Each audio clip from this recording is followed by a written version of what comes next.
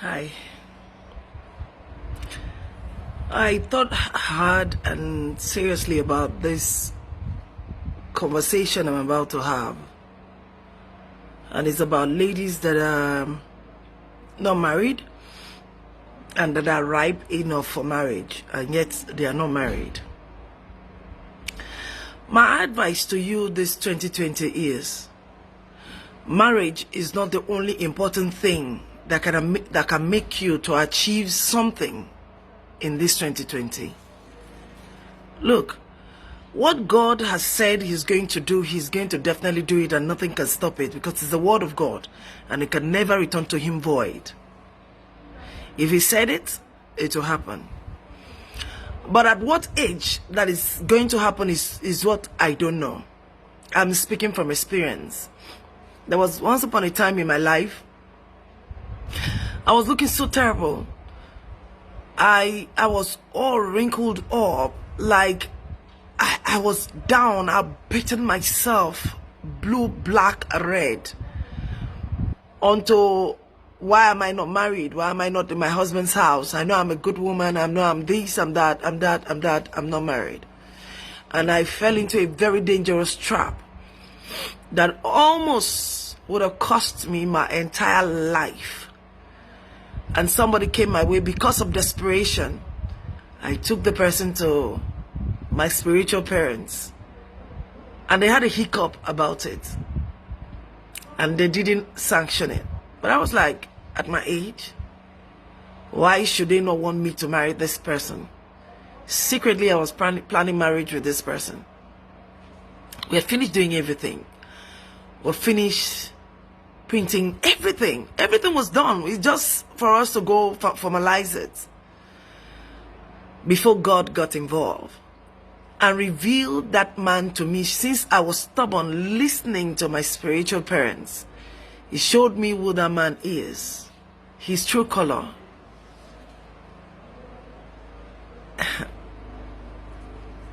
Through a vision.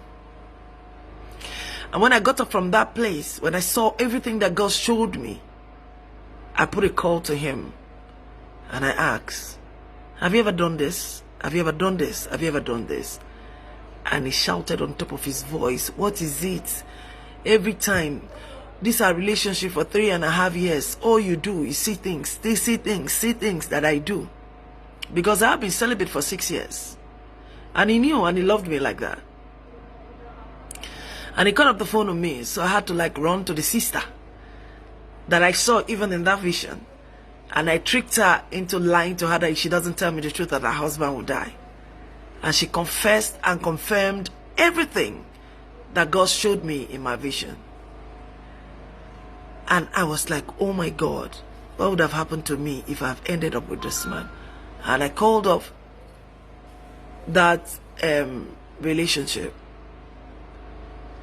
But immediately I called up that relationship. Come to the back door. Immediately I called up the relationship. Oh, wait there, let me finish this video. Immediately I called up that relationship, I found peace. Myself came back.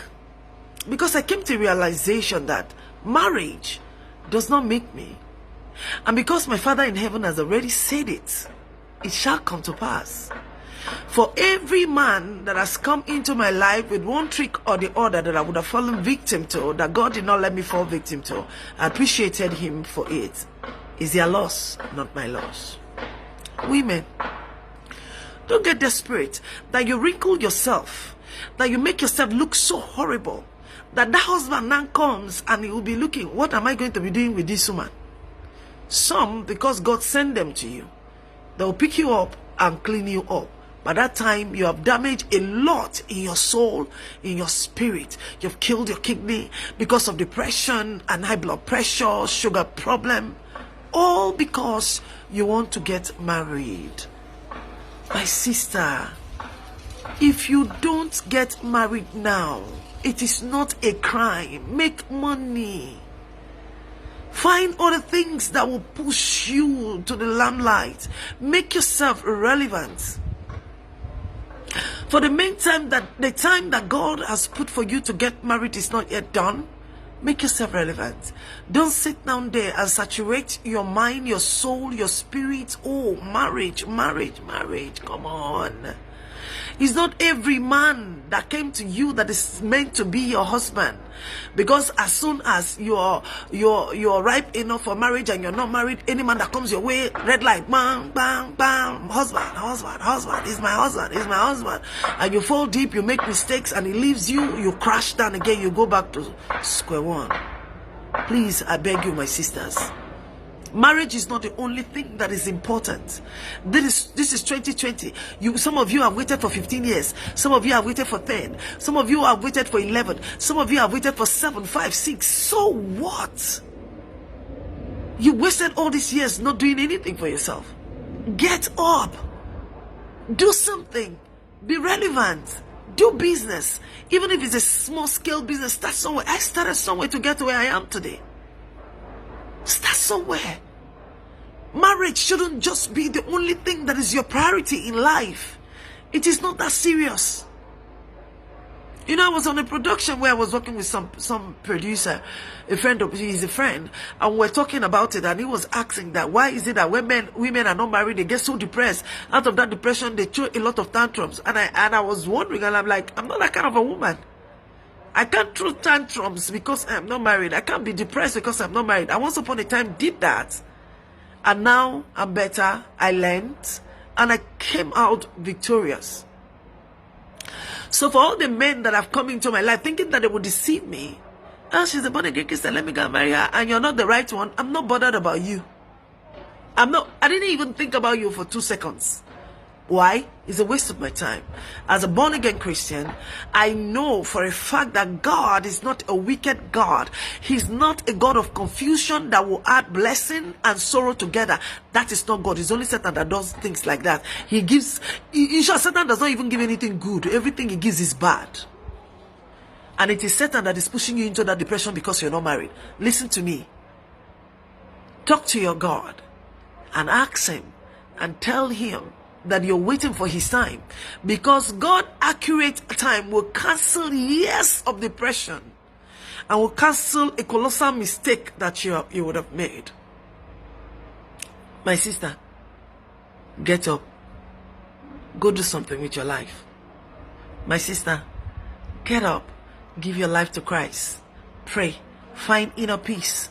Find inner love. As soon as you find inner love, everything will fall into place.